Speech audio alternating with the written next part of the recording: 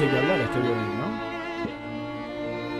Cuántos recuerdos. Sí. Qué cosa hermosa. A veces no hace falta cantar. A veces es simplemente cerrar los ojos, escuchar.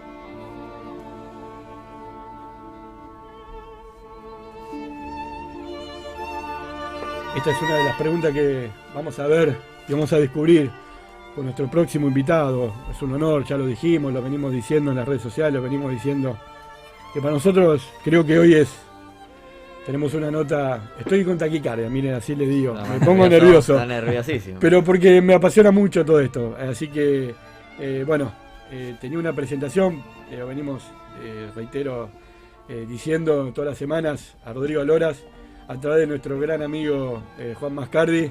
Bueno, bienvenido, buenas tardes y gracias por estar y compartir. Para nosotros es un placer enorme que esté con nosotros. Gracias a ustedes, sí. Para mí es un gustazo, empezar a conocerlos también y un honor también formar parte de un espacio así como el que ustedes han construido con un trabajo que ya lo desglosaremos.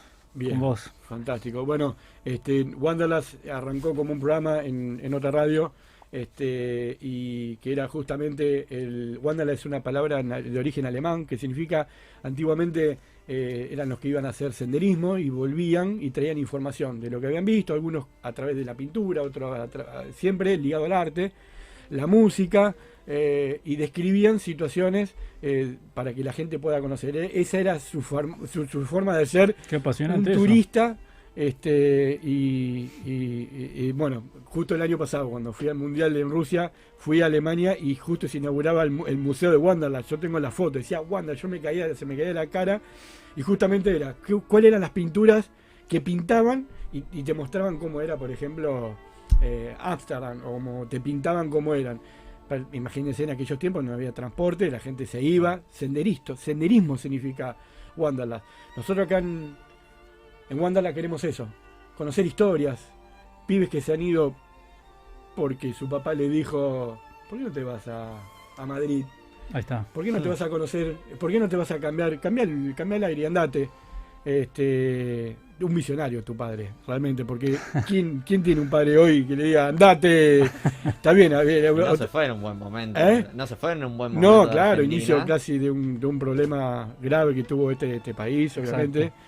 Fines del 90, ahí. 99, sí, ahí. Entrando al otro milenio. Tal cual. Exacto. Así que, bueno, bienvenido nuevamente. Gracias, José. Se quedó sin preguntas. No, es que hoy le decía, tengo tantas preguntas y no sé por dónde empezar. Generalmente, a ver, siempre pedimos al invitado presentarlo, Vamos Bien. a presentarlo. Rodrigo Loras nace en octubre de 1976 en la ciudad de Rosario, Santa Fe, donde cursaba estudios en Bellas Artes, Teatro, Música y Comunicación Social. Así es. O sea, mirá el prontuario que tiene, ¿no? En la ciudad se desempeñó como sonidista, ilustrador y asistente de escultura del artista plástico Dante Taparelli. Exacto. Sí. Chupate esa mandarina, muy bien, En el año 1999 emigra a Barcelona, España, donde realiza sus primeros cortos, Perfiles en blanco y negro, Los soñantes, En el laberinto, entre otros. Desde 2005 reside en Suecia, Land, ¿está bien dicho, Land? Sí. Donde filma el ensayo El reposo iluminado. Bueno, ya lo terminaste, supongo. Eso está hecho hace tiempo atrás, sí. Ya tiempo atrás. Despertando elogios del místico cineasta Hugo Santiago y el escritor cineasta Alain Robbie Bichet. Hoy estoy muy trabado con los nombres, pido disculpas. El francés tampoco es fácil de pronunciar. Claro, tal cual, para el colmo. Así como una serie de videos musicales por encargo. En el año 2017 produce, dirige, filma, edita el documental La llama de la memoria, siendo este su primer trabajo en circulación internacional.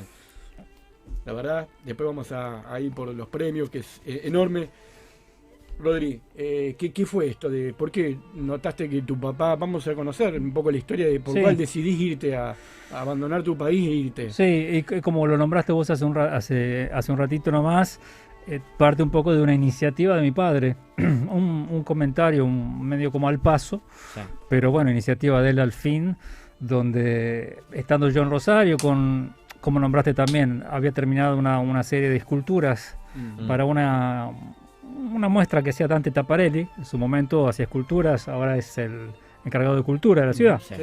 Pero bueno, yo empecé a trabajar con él para esta serie de esculturas. Termina este trabajo que duró un año largo.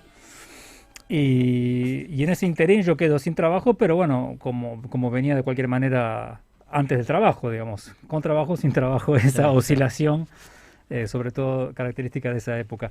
En definitiva, ahí en una conversación con mi viejo me dice, bueno, ¿y por qué qué tal Barcelona? ¿Por qué no probás en España? En realidad me dijo España, no Barcelona.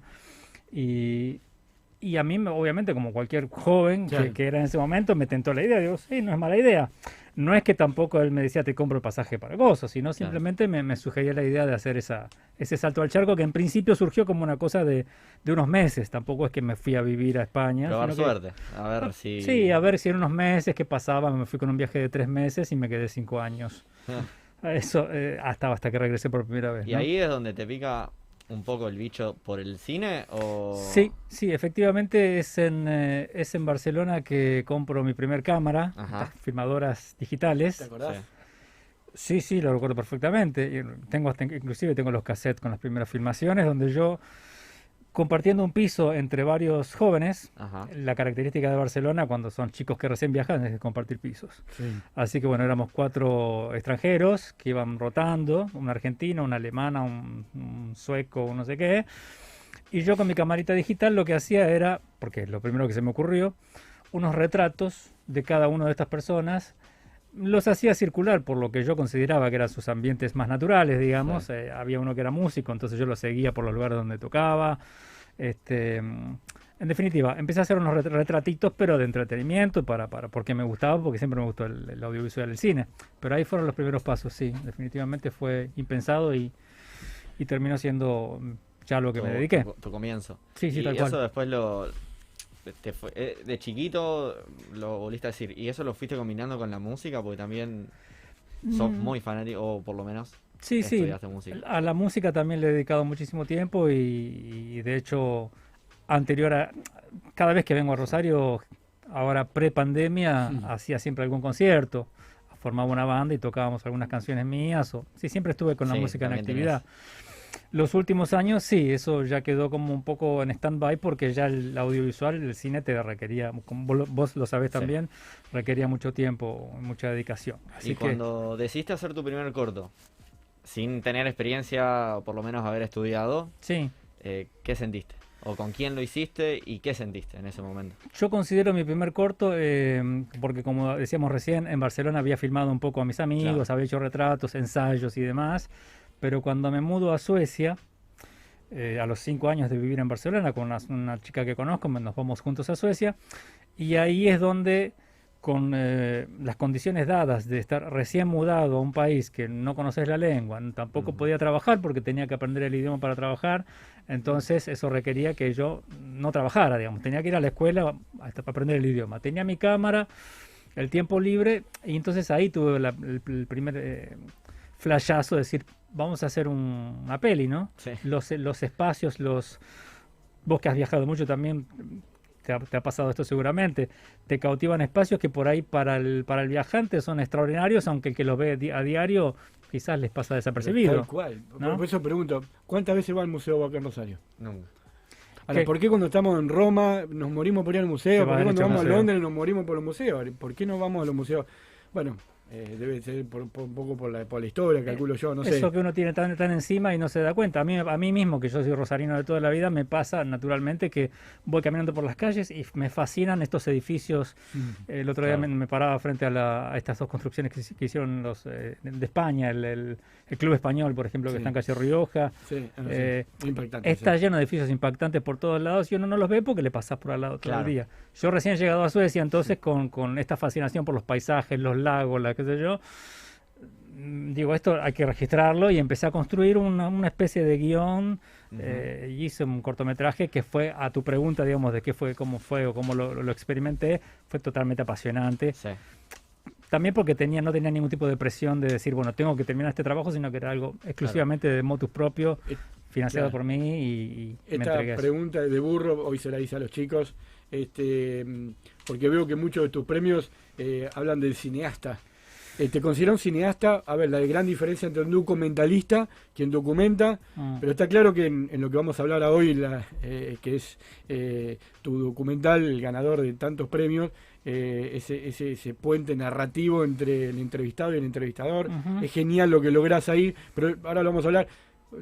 ¿Vos vas por el lado de sos cineasta o sos documentalista? Supongo que me gustaría considerarme cineasta porque soy un enamorado y un admirador de los cineastas. Capaz que algo técnico, estamos hablando, no, mirá, claro, está agarrando por definición, somos cineastas. Ahora, dentro del cine... Exacto, yo de hecho, como hablamos con vos hace un ratito afuera, que sos también amante de los documentalistas, hay cineastas documentalistas que son extraordinarios y que yo también tengo con mucha admiración. Entonces, como acabas de decir vos, en realidad, sería una definición técnica dentro del cineasta, el documentalista, ¿no? Que se dio, en este caso... que hizo un documental, pero en realidad tiene que ver más que nada con la pasión y el amor al cine. Claro. ¿Sí? Rodri, ¿cuánto hay, para ir adentrándonos en el tema, tengo 2 millones de preguntas, ¿cuánto hay de esta historia de Auschwitz o de esta historia del Holocausto en tu vida como en Argentina? ¿Y cuánto hay que empezaste a consumir estando en Europa por alguna charla con algún compañero de cuarto o por estar cerca de toda esta historia, apareció estando allá? Porque ya te vas con una idea de buscar información y ver qué pasó y tratar de documentarlo. Bueno, eso es curioso. De hecho, yo, si bien tengo conocida bien de cerca la historia del nazismo, no como vos, porque vos sos un conocedor al detalle del tema, pero en mi caso yo simplemente tenía siempre una idea general bastante clara, pero en este caso particular se despierta el interés porque yo conozco al sobreviviente. Claro. Es a raíz de que yo... Eso te quería preguntar. Sí, a partir de ese encuentro es que yo digo, bueno, viajo entonces y empiezo a indagar en esta historia, pero no por una cuestión familiar puntual. Si bien yo por descendencia, si bien no tengo la religión ni mucho menos, sería judío yo, fíjate vos. Mira. Es algo que porque viste que es la línea materna. Nosotros jamás hemos, mis familiares más cercanos, digamos, no hemos desarrollado la religión de ningún tipo, pero bueno, también se da que soy judío, pero no viene para nada por ese lado. Pero sino, no viene por nada, sino para nada. Bueno, porque lo lindo de todo esto, que la verdad que yo he consumido los libros que se te pueden ocurrir, las películas que se te pueden ocurrir. De hecho, en mi último viaje en el Transiberiano, que he tenido 14 días dentro de un vagón. ¿Cómo fue eso? ¿14? 14 días dentro del tren Transiberiano, Moscú a Mongolia. Wow. No 14 días puntualmente, por ahí eran 3 días, bajábamos, subíamos. Pero un trayecto de 14 días. 14 días ¿De Mongolia a? De Moscú a Mongolia. Casi 7.000 kilómetros de tren. 9.000 dura todo el trayecto. Pero bueno, quiero decir, tenía una computadora con videos, documentales, libros, seguía consumiendo. A ver, ¿quién no conoce la historia del Holocausto? Digo, qué loco. A ver, vamos a decir algo, y se lo pregunté fuera del aire a Rodrigo. Hemos visto el documental, hemos tenido la suerte, no sé cuánto han podido verlo. No está todavía disponible. Y realmente, ¿cómo? Yo me considero alguien que ha consumido los libros. ¿Cómo pudiste seguir atrapándome? Y eso es un logro qué increíble. Bárbaro, porque hay historias, está bien, te las cuenta Galante, ¿no? Que es el entrevistado. Pero ¿cómo lográs seguir atrapando? Porque vos verías una historia que ya la recontra conocés. Luego te van a contar la historia de Auschwitz, Birkenau. Ese es el punto. Es interesantísimo lo que estás diciendo porque fue como un punto de partida también a la hora de emprender el trabajo. Y el desafío principal fue ese, básicamente. Sí, ¿cómo hacer lo que estás diciendo vos? ¿Cómo hacer para que este tema que ya hemos escuchado hasta el hartazgo, los más grandes, obviamente, también estaba en foco y en plano en esta cuestión, los más chicos, los jovencitos que por ahí lo han escuchado, pero los chiquitos por ahí saben un poco, pero no. Entonces la idea era cómo volver sobre lo mismo, pero con un tratamiento que renueve ese interés, que atrape a los más jóvenes o para aquellos como en nuestro caso, que ya estábamos familiarizados con el tema. Para que la gente sepa, vos lo conociste a David Galante, que vivía en Buenos Aires, ahora después vamos a seguir hablando de eso, que lo conociste por una nota que leíste en Facebook. Así es, mirá, así es. Hablando de las redes sociales. Ahí tenés, ¿viste? ¿Y qué te llamó la atención de esa nota? Porque ahí es donde uno empieza a crear la historia para decir, la quiero documentar. Exactamente. Hago un paréntesis. Esta cuestión de las redes sociales que tanto uno a veces... Lo venimos discutiendo en varios programas. Dice, ¿no? Debate y dice, son buenas para qué esto, para lo otro. También, ¿viste cómo contribuyen a veces? Un documental. gracias a que una mañana yo me despierto y pasando así por las notas, veo este artículo del sobreviviente de Auschwitz, al que yo en principio, cuando lo leí, me choqueó, porque el tipo contaba con un detalle y una cosa... La paz.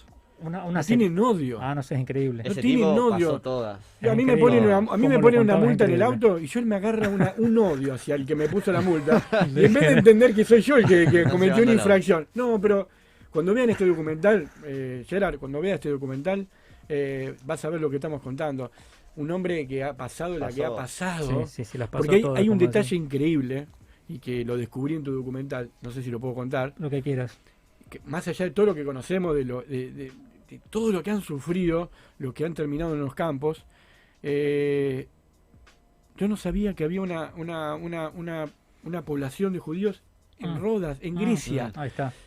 Y todo lo que cuenta, ya la desgracia que pasan de Grecia hasta llegar a Polonia. Sí. Pará. Película en sí, ya ese recorrido es tremendo. Sí, piel de gallina. Pará, no termina ahí. Liberan el campo los rusos. Vení, alistate conmigo y andá peleado otra vez con los nazis en otro lado. Termina de pasar toda esa historia en Cleveland y encima lo mandan a pelear. Un montón. Yo lo había visto con un amigo y estábamos, no le puede seguir pasando cosas. Ese es el comentario cuando uno llega a esa instancia. No. Pará. De hecho, hay un detalle, perdón, que justamente cuando llegamos a la instancia en que David ya pasa por todo el calvario y llegan los rusos, lo liberan y finalmente vienen los rusos y le dicen, bueno, ustedes, le dicen, nosotros todavía somos aliados, o sea, los hemos salvado, pero somos aliados, tiene que alistarse a ir a pelear. Cuando David nos cuenta eso, se ríe, él, en ese fragmento, lo dice riéndose, ¿no? Sí. Que es un momento en el que yo entonces le agarro que hablamos de la música, busco una marcha que usaban los alemanes, los rusos, cuando vencen a los alemanes, tenían una marcha en particular. Yo pongo esa marcha de música que es un detalle como humorístico. Esas cosas me las permite David porque él mismo se está riendo, pero aparte porque, como decís vos, si no, viste, no puedes volver a pasar. No te pueden pasar todas. Lo bueno de todo esto, que es muy gracioso cuando dice, y después me escapé. O sea, cuando da ese cierre y viene para Argentina. Es hermoso. Es muy gracioso cómo lo cuenta también. Eso porque es verdad, maravilloso, ¿no? Porque uno no podría tomarse el derecho o el atrevimiento de introducir elementos de humor si no fuera que él justamente se ríe, le agrega una liviandad que es propia solamente. Bueno, viéndolo así soltado, como estaba, ¿cómo fue tu relación? Porque también hablaron muy poco y viniste y grabaste. ¿Y cómo fue esa relación, encontrarse acá? Y alguien que hacía 50 años que no abría la boca, también. Que se guardó la historia durante toda su vida. Pero ahí metiste algo clave, y es lo que pasa a los que van a Auschwitz o van a visitar algún museo, piden que esto, ¿no? Y tiene que ver también con el nombre, ¿no? De la llama a la memoria, que no se apague nunca, porque esto tiene que seguir perdurando en el tiempo. Bueno, lo que contaba Kiki, que te da la Frank, justo armamos el programa un poco para tener un poco la idea. Seguramente la clave de que él se largara a hablar, algo le dijiste o algo lo llevaste. Ahí, uniendo tu comentario con la pregunta tuya, yo también, para mí fue una sorpresa el hecho de que él tuviera una predisposición inédita a hablar. Sí. Porque yo ya cuando me contacto con él, que como te decía, una mañana en Facebook, leo un reportaje y digo, esta historia es increíble. Sobre todo, el momento en el que yo decido comunicarme con él es cuando termino de ver la nota y veo que el tipo estaba vivo. Claro. Porque mi primera reacción fue, bueno, uno de tantos testimonios de tipos que han pasado, pero digo, pero encima este hombre está viviendo ahora en Buenos Aires. Y bueno, empecé que yo estoy en el otro lado. Claro, me tomo un colectivo y estoy en la casa. Casi con 90 y pico de años estamos hablando. Claro, tenía 90 años, creo que en ese momento, 92 años. 90 Chicos, vamos a la tanda y seguimos, porque bueno, tenemos 2 millones de preguntas, como vengo diciendo hace rato, pero bueno, vamos a la tanda, Gerard. Vorterix Rosario en vivo. Le agradecemos a la gente que nos acompaña, que confía en nosotros. Ya esta 4ª temporada de Wanderlust ha pasado de todo en este programa. Y creo que vamos creciendo y hoy tenemos un invitado súper de lujo. A ver, porque lo prometí. Él no lo va a decir porque es humilde. Pero vamos a ver si me sale, porque mi inglés hoy, encima con barbijo. Menciones. Athena International Art Film Festival de Grecia. Mejor corto documental. Hollywood Gold Awards, USA. Mejor corto documental. Hey, Gerardo, ¿cómo está? El señor vivió en Estados Unidos. ¿Tenés idea de ese? Que te den algo en Hollywood es bastante difícil. Claro. Porque todo se ve muy de afuera, pero no es fácil llegar a eso. Así que, nada, alabanzas para él. Bien. Salerno International Film. ¿Estuviste en Salerno? No presencié ese festival, pero es uno de los, particularmente este de Salerno, es uno de los festivales más antiguos del mundo. Ajá. Es de la época del de Cannes. Bueno, el día que vaya que te entreguen algo, tomate una semanita y quedate en Salerno, porque no querés volver nunca más. No, es tremendo, Salerno es tremendo. Bueno, hay uno muy conocido a nivel mundial de Florencia, Film Award, en Italia también, obviamente, en Florencia. Increíble. Bueno, ganadora del New York Movie Awards USA como mejor corto documental, Amsterdam World International. Yo creo que este pibe no se dio cuenta de los premios que tiene, vamos a hacerle. ¿Qué pasó? Bueno, los premios de Venecia, la Academia de Venecia, Hollywood, Roma, Las Vegas, mejor director de largometraje, mejor corto documental. Increíble, la verdad. Mucha cosa. No, creo que no caíste todavía. Cuando empezaste viste en Facebook El Nombre Galante, realmente cuando contaste esta historia dijiste, lo tengo que ir a entrevistar para ya entrar al documental. Así es. Ya tenías más o menos la idea, decir, voy a ir más a esto, que me cuente su experiencia y vamos a ir armándolo. No estoy hablando de la parte técnica del documental, sino del guión, porque es llamativo y es lo que realmente es jugoso. Tal cual. ¿Lo cambiaste o de entrada? O de entrada se presentó así. No, en realidad todo surge de este impulso de ir a conocerlo a Galante y de registrar algo de esto que yo leía que él contaba, ¿no? Entonces digo, bueno, mi idea inicial, y que es lo que le propuse yo a él, le digo, David, yo te pongo una cámara delante tuyo y me vas contando, te voy preguntando, vamos a hacer un registro audiovisual de tus testimonios y punto. Yo no había pensado a esa altura hacer una película ni que tuviera ningún tipo de característica. Cuando llego a casa esa noche, te imaginas cómo llegué, porque cuando todo el testimonio de él, el grueso del testimonio, que es cuando él está sentado en el sillón de su casa, lo hizo esa noche, esa tarde-noche. Yo llego a mi casa todavía no, mirando las estrellas, porque era muy fuerte todo lo que había sucedido ahí.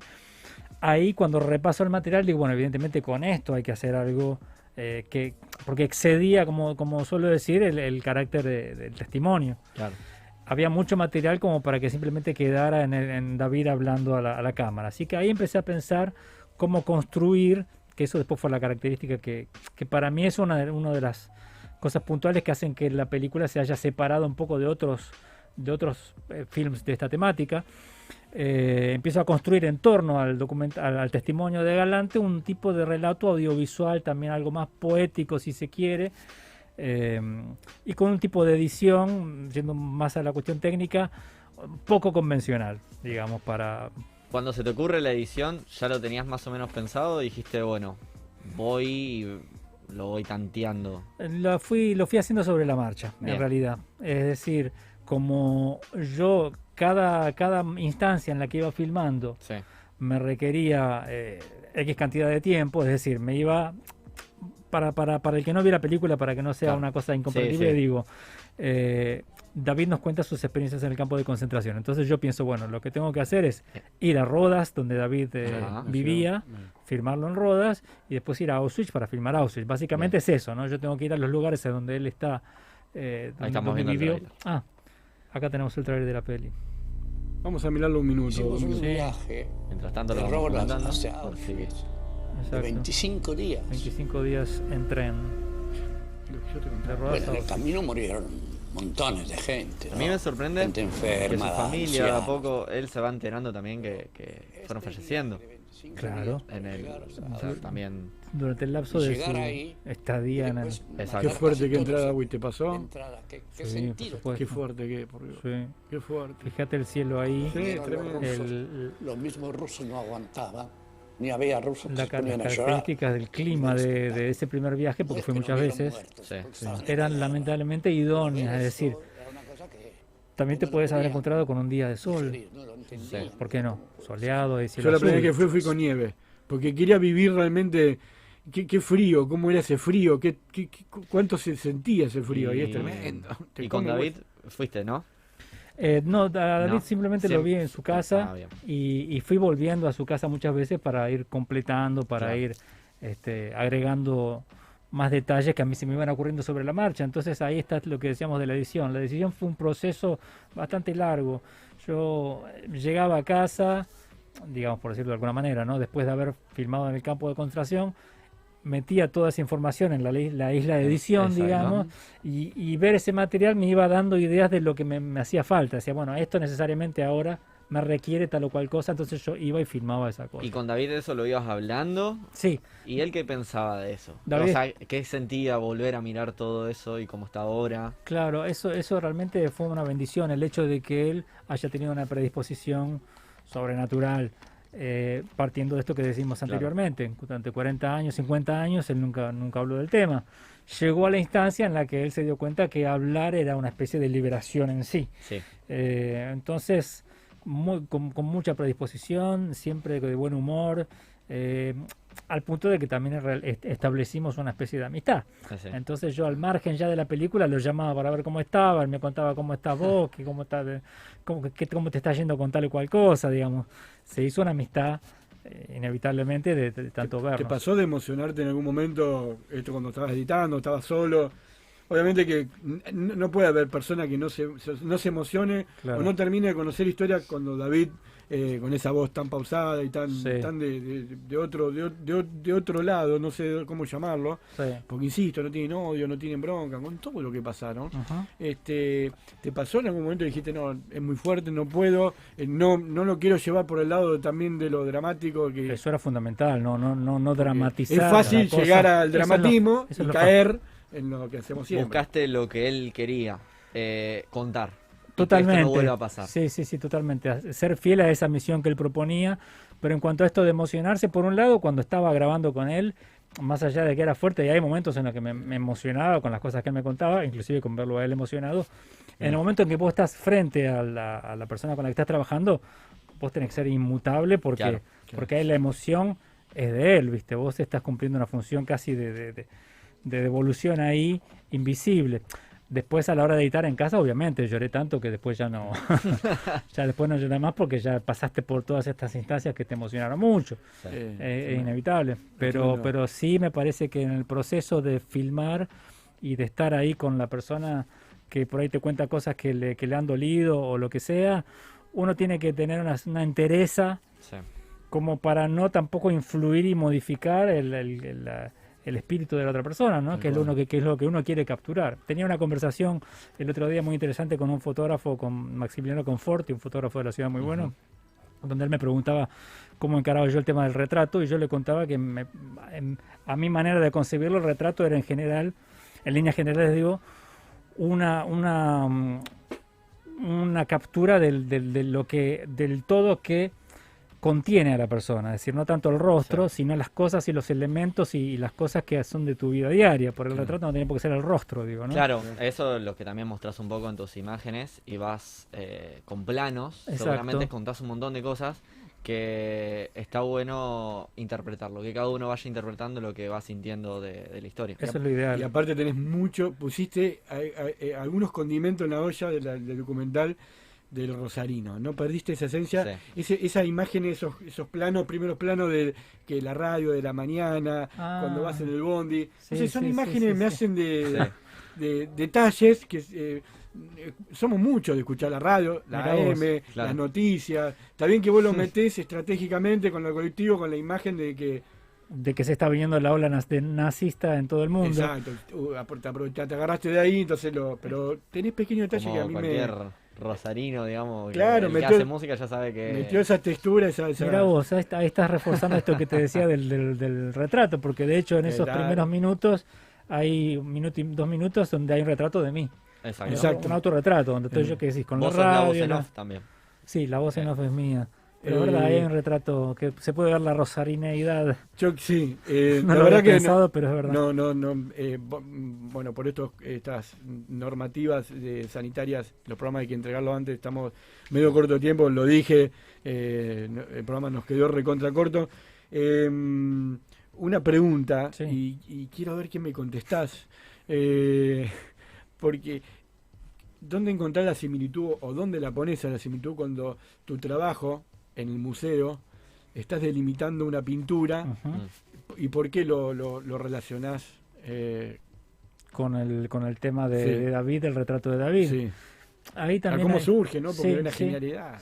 Bueno, hay un hallazgo ahí. Definitivamente hay un hallazgo que justificó mi presencia y lo del museo. Sí, la verdad que surge, para el que no vio la película todavía, que no se ha visto la película, que por eso tengo el gusto de haberla compartido con ustedes, pero todavía no está circulando. Resumo rápidamente, en un trabajo que estoy haciendo yo en el Museo de Historia de Lund, donde estaba trabajando pintando, estoy pintando los contornos de unas imágenes medievales. Es un trabajo como de restauración que hago en el museo, ¿no? De pintura. Y que es el trabajo al que yo me estaba dedicando en ese momento cuando me entero de la historia de Galante. Claro. Luego, cuando yo paso a filmar la historia de Galante, también me doy cuenta que estoy de alguna manera haciendo lo mismo, es decir, pintando esto que les decía recién, en torno a la figura, no tanto el rostro de David, sino su historia con el paisaje, con lo que sucedía alrededor. Claro. En algún momento me doy cuenta que hay un paralelismo ahí que justificaba mi presencia. Yo voy a hacer dos preguntas, más del lado emocional. Sí. La primera, ¿qué sentiste trabajar con tus familiares? O sea, me parece algo muy lindo trabajar con tu familia, tanto que tu hermano hace la música como tu prima que me contaste. Tu hermano fue realmente el que le puso la música y la pensó, la planeó. Completamente, es completamente obra de él y es como hablamos, no sé si fuera de sala o aquí mismo, pero no al aire, pero hablamos del valor, de la potencia que tiene esa... La clavó al ángulo. La clavó en el ángulo y como decías vos también, como la observación que hacías vos es muy cierta, quizás eso no es lo primero que te llega, pero subverticiamente te está entrando un trabajo, una textura, una labor sonora que es descollante. ¿Qué sentí? Bueno, para mí es un placer enorme porque por un lado la entrega, yo ya sé la confianza y de qué él es capaz de hacer, entonces esa tranquilidad por un lado invalorable, pero bueno, después la emoción de tener esa devolución, ese trabajo que decimos que superaba toda expectativa. Yo hubiera esperado quizás ingenuamente músicas, canciones y tal, y él me devolvió todo un trabajo de textura, de sonoridad, de una cosa muy especial, muy única. Y lo último, al final del documental pones que David fallece el 27 de julio del 2020. Exacto, por COVID. El año pasado. Es increíble. ¿Fue muy chocante para vos eso? Sí, o sea, ya terminando casi el film para entregarlo a festivales. Sí, obviamente, fue muy fuerte. Qué injusto. Pasó todas, literalmente yo quería llegar ahí. Pasó todas y bueno, y terminó siendo el COVID ahora la desgracia que se lo lleva, pero de cualquier manera tuvimos la suerte de que él viera un preestreno de la película, hicimos una presentación para él y para su familia, entonces él ya vio la película, tuvo el recibimiento de las personas que fueron a verlo, entonces había experimentado ya la alfombra roja. Roja, yo que pienso un poquito más allá y ya no estamos entregando el programa, hubiera sido súper emocionante que seguramente ahora cuando pase toda la pandemia se te van a venir una catarata de presentaciones, premios y actos. Ahí nos veremos, imagino. Seguro, conmigo seguro contás seguro. Y hubiera estado bueno que él te acompañe a recibir esos premios. Yo lo sueño, o algún familiar, obviamente te va a acompañar. Los familiares van a estar y de alguna manera él está Rodri, presente. que para ir terminando, la gente, ¿cuándo crees vos que...? Justamente eso, explotaron los mensajes con la ansiedad que generó y cuándo estaría disponible para verlo. Ahí está. Bueno, bueno, si me llaman a mí por privado, yo tiene un costito, le paso. mentira. Le alquilamos. Mete el chile trucho por abajo. No, mentira. Pero vos no perdés oportunidad, José. No. Todo por mi ciudad Rosario, vamos a ser millonarios. El mantero de la calle San Luis. Claro, tal cual. No, pero en serio, yo al Talartago, me han escuchado hablar a Talartago de lo que es Polonia, lo que es el holocausto y todo esto, y la memoria. Esto los va a emocionar. Yo hablaba recién, se me ponía piel de gallina. Verlo acá para mí es un placer porque no dimensionamos todos estos premios que estamos hablando. Pero bueno, ¿cuándo creemos que la gente...? La vamos a ver este año, desde ya. Y como seguramente somos muchos oyentes en este momento, y aparte tenemos ya este encuentro así medio ya familiar entre nosotros, les cuento Premio primicia, música primicia. Una primicia, música de primicia. No hay música. Bueno, mejor. Lo apretamos. En cuestión de meses nomás, la vamos a presentar acá en Rosario, como primicia, porque el Consejo la ha elegido como de interés público. O sea que vamos a tener una premiación simbólica acá en Rosario. Como programa, ahí están los aplausos. Ahí está. Queda más decir que vamos a estar presentes. Vamos a estar presentes. El equipo de Wanderers presente. La quiera nombrar como de interés público y por ende vamos a poder hacer una presentación. Esperamos que en el Cairo, en cuestión de meses, con un protocolo de por medio. ¿Escribió esto? ¿Algún librito?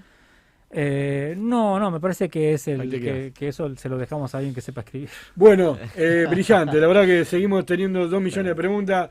Rodri, gracias. Para muchas nosotros gracias por este momento. Levantaste el nivel del programa. No, mentira. Es hermoso que me hayan invitado, digo, porque aparte, como te decía rápidamente, te digo, yo todavía no he hablado nunca de la película. Claro. Es la primera vez que me pongo a hablar con alguien de la peli, salvo algún reportaje en inglés, donde no podés, yo que no es mi idioma principal, no puedo usarlo. El problema de nadie, el idioma de nadie, no te preocupes. Así que es hermoso esto. Así que bueno, agradecerte que hayas elegido Wanderlust para nosotros. Ya lo dejamos con el señor Tati Potoni, Mundo Construcción. Yo les avisé que iba a ser un programa súper emotivo, re lindo, y agradecer a Juan Mascardi el nexo, este puente con este gran contador, este gran contador de estas historias. Agradezco enormemente a todos los que dan la posibilidad de tener estos tipos y estos rosaninos que triunfan en el mundo. Gracias. Gracias, Rodríguez. Abrazo y saludos para todos.